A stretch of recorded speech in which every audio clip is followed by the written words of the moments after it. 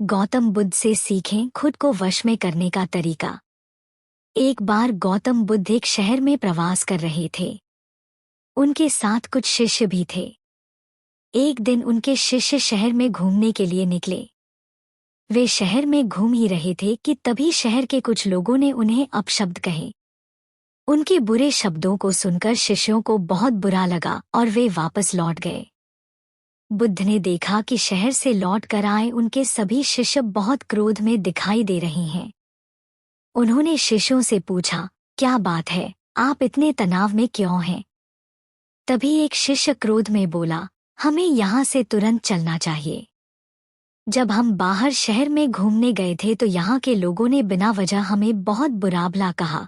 जिस जगह हमारा सम्मान नहीं हो वहाँ हमें नहीं रहना चाहिए। बुद्ध ने कहा, क्या किसी और जगह तुम अच्छे व्यवहार की अपेक्षा रखते हो? दूसरे शिष्य ने कहा, इस शहर से तो अच्छे लोग ही होंगे।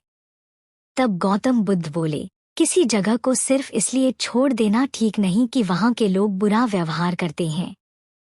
हमें तो कुछ ऐसा करना चाहिए कि जिस स्थान पर भी जाएं, उस स्थान को तब तक नहीं छोड़े जब तक अपनी अच्छाइयों से वहाँ के लोगों को सुधार न दें।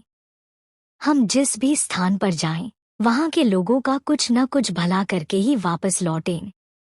बुद्ध ने कहा, जिस प्रकार युद्ध में बढ़ता हुआ हाथी चारों तरफ के तीर सहते हुए भी आगे बढ़ता जाता है, ठीक उसी तरह उत्तम व्यक्ति भी दूसरों के अपशब्दों को सहते हुए अच्छे कार्य करता रहता है।